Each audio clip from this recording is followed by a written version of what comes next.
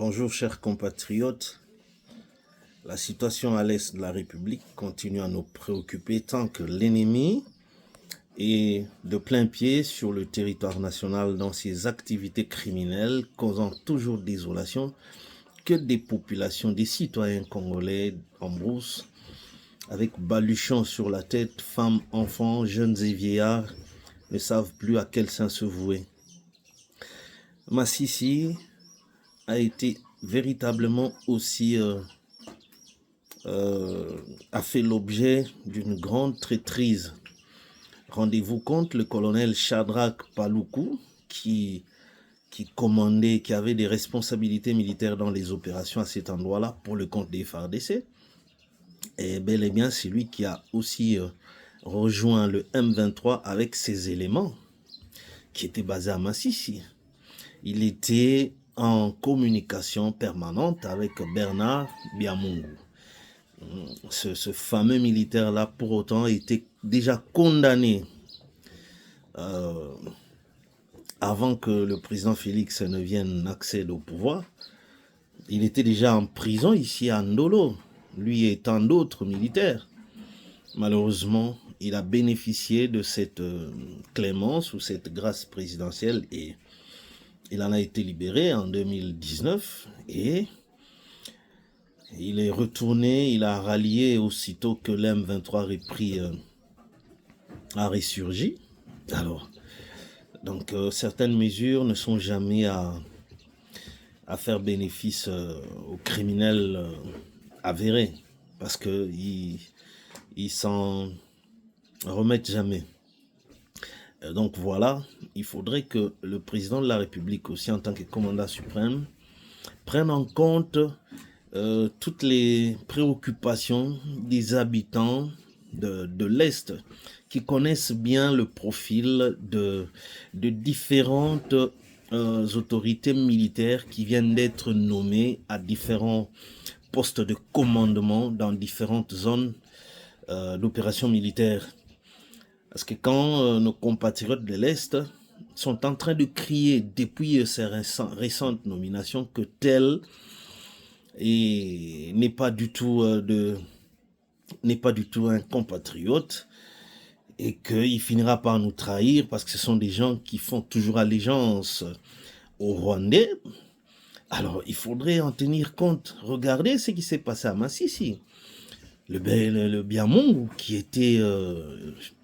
qui commandait les opérations contre les FARDC, bénéficiait bien au contraire aussi des contacts directs avec ce colonel-là, Shadrach Paloukou, et qui a déjoué contre les FARDC. Et il prend tous ces éléments qui étaient avec lui, il rallie le camp du M23, de l'ennemi, avec tout ce qu'ils avaient comme armes, comme matériel. Alors, il faudrait que par moment, on ne puisse pas seulement se rester figé sur les rapports officiels, mais plutôt les populations locales qui connaissent bien ces gens-là, comment ils se comportent et qu'est-ce qu'ils disent hors caméra ou hors circuit officiel.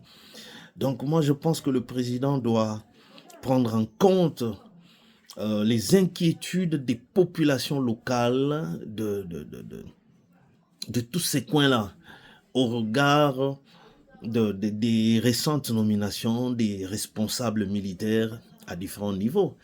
Regardez par exemple, c'est lui qui a fait tomber plusieurs villages successivement, notamment Kanyabayonga, Matembe, Vichumbi, Kibumba, Luofu, Kaseye, ainsi de suite.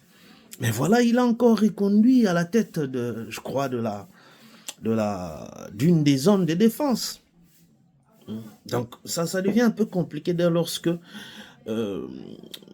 quand vous dénoncez par exemple la défaillance d'un responsable militaire et puis après il est encore promu dans des responsabilités toujours. Dans ce sens-là, c'est inquiétant. Souvenez-vous que lors de la guerre du Shaba, suite à l'échec de la guerre du Shaba, dont le général Bumba Mowasso était à la tête des opérations, mais le maréchal Mobutu l'avait débarqué. Parce que quand tu échoues, on ne doit pas te récompenser.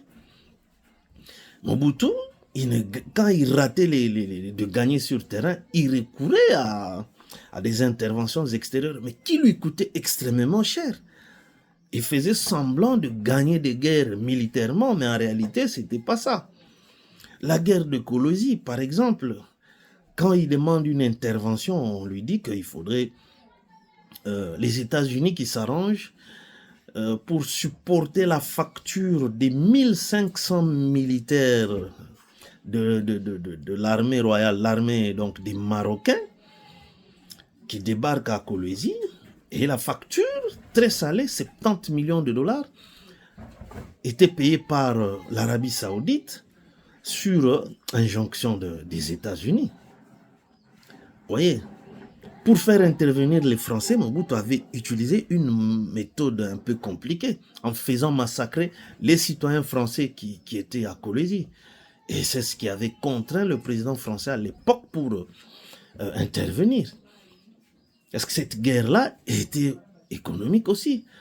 La Belgique avait fomenté cette guerre-là juste pour contraindre Mobutu de venir négocier pour abandonner son projet de raffinerie de l'huile qui était déjà fini. Et que la Belgique comprenait que dès que Mobutu met en marche la raffinerie de l'huile, ben le cuivre ne quitterait plus jamais Colosie pour Hoboken en Belgique. Donc Hoboken devrait fermer et comprenez avec toutes les conséquences économiques qui en découleraient. Et d'où on dit à Mobutu, eh ben, si vous voulez que nous mettions fin à la guerre, vous acceptez aussi d'abandonner ce projet-là. C'est comme ça que ça s'était passé. Mais néanmoins, les sanctions s'en étaient suivies. Mais ici, on a comme l'impression que des responsables militaires qui ont fait tomber plusieurs localités successivement aux mains des rebelles. Et bon, malheureusement et étonnamment, bien, ils ont été encore promus à des grands postes de commandement militaire. Bon, on ne sait pas exactement quel est le secret d'une telle stratégie militaire, mais la récente trahison et défection du colonel Shadrach Paloukou, ayant rejoint les M23 lors des récents affrontements entre les M23 et les FARDC à Massissi Centre, devrait nous interpeller. Donc il y a des militaires qui sont en contact permanent avec l'ennemi. Et dans ce concept-là, comment allons-nous en arriver au bout? Parce que finalement, on se pose aussi cette question. Tout le monde sait que le soutien qui serait derrière eux, c'est non seulement le Rwanda que nous voyons, mais les multinationales ou toutes ces puissances occidentales-là. Mais aussi longtemps que l'ennemi occupe encore tranquillement des zones richement minières, telles la cité de Rubaya, eh bien, ça devrait être considéré comme étant un point vital, un centre névralgique, pour dire ainsi, c'est-à-dire, dès que l'on attaque Rubaya, c'est-à-dire la raison de soutenir cette rébellion sera maintenant entamée. Au lieu de concentrer les énergies, les troupes sur la récupération, il est évident que c'est une bonne chose, ce sont des territoires congolais. Mais des localités où il y a que de la brousse,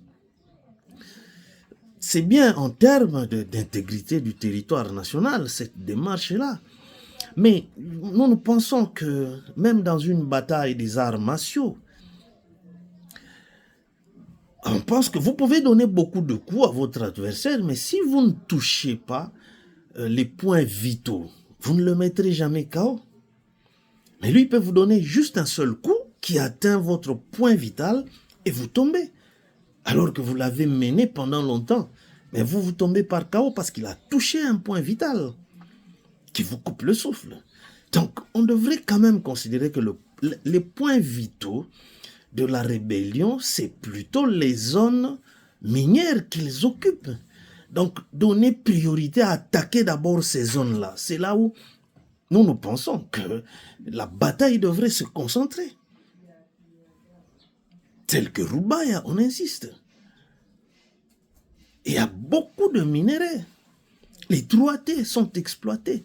Et les M23, pour son fonctionnement soi-disant administratif, ils font payer des taxes directement sur les creuseurs, sur chaque puits dans la mine, ceux qui exploitent artisanalement. Et ils ont ainsi beaucoup d'argent chaque fin du mois pour leur administration.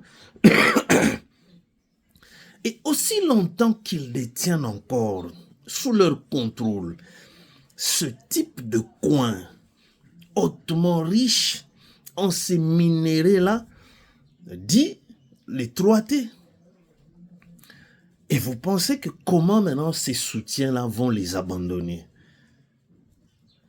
Je crois qu'ici, il n'est pas question d'être spécialiste en la matière, mais c'est question de comprendre que les mobiles de ces soutiens-là qui sont derrière toute cette entreprise criminelle sur le territoire congolais, eh bien, c'est cette matière qui continue à sortir frauduleusement.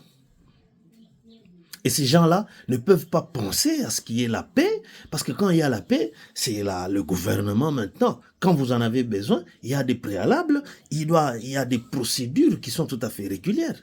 Mais dans le cas actuel, la rébellion, donc ceux qui en ont besoin de tous ces minéraux-là, ils prennent ça au fêlé.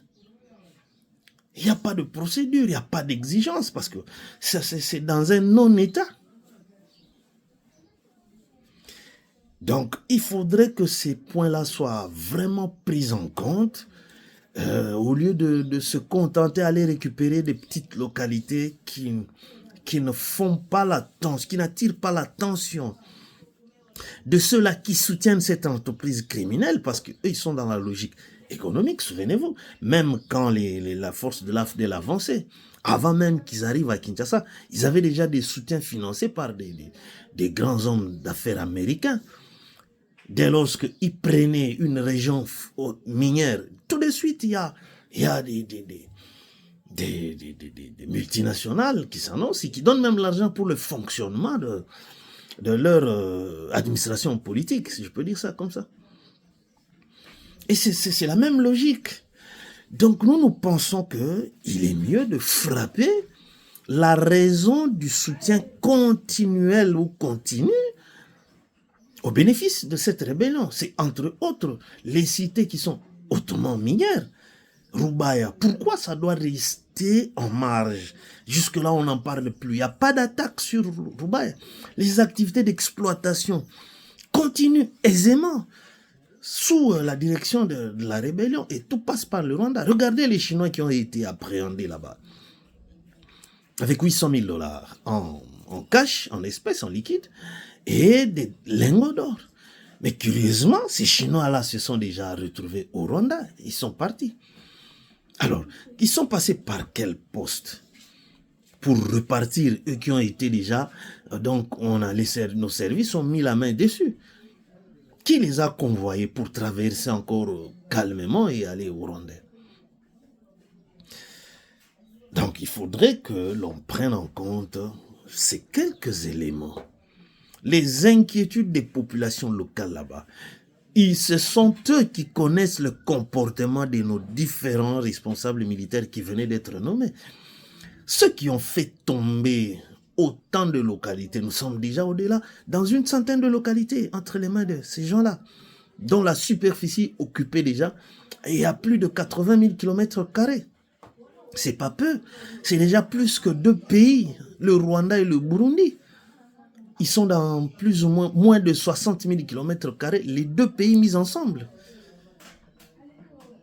Alors, pourquoi cette sorte moi je dirais, de mauvais calcul? Il faut se battre pour récupérer les points qui intéressent ceux qui sont derrière cette guerre. Couper la raison économique de cette guerre, c'est-à-dire attaquer toutes les localités qui font objet des activités, d'intenses activités d'exploitation de ces minéraux-là. Et laisser un peu les autres localités. Oui, on applaudit, on applaudit. Les FARDC ont récupéré aussi, ont fait des exploits dans l'axe Bouemerena ou Bouerema. Ce sont des noms un peu dont nous ne sommes pas habitués du fait que c'est à peine, c'est pendant la guerre que nous apprenons qu'il y a de tels villages qui existent. Le Congo est trop vaste. Mais je pense que si on se concentre d'abord sur les localités qui regorgent des grandes activités économiques, eh bien, ça va un peu bouger ça va entamer cette raison de ce soutien-là. Voilà, c'est un peu ce qu'on avait à dire au regard de ce qui s'est passé avec la chute de Masisi Centre du territoire. C'est pourquoi on dit le territoire de Masisi est pris par le fait que le chef-lieu est parti. Et c'est du chef-lieu qu'on contrôle, qu'on dirige toute l'entité, parce que c'est là où il y a les bureaux administratifs. L'autorité même du territoire est là. On continue aussi à appuyer la décision du général militaire qui en appelle à tous les anciens enfants rebelles qui ont déjà atteint l'âge majeur d'intégrer l'armée régulière. C'est pour éviter que quand les FDL et ces gens-là arrivent, ils enrôlent les jeunes qui sont là. Alors, eux étant déjà eu à œuvrer sous les armes, c'est facile, ils vont, au regard de leur désœuvrement, ils vont partir. Nous l'avions déjà dit dans notre décryptage précédent. Voilà, merci beaucoup, que Dieu, que le destin nous soit favorable pour que la RDC retrouve la paix, que cette insécurité arrive à son terme. Merci beaucoup et bien de bonnes choses à tous.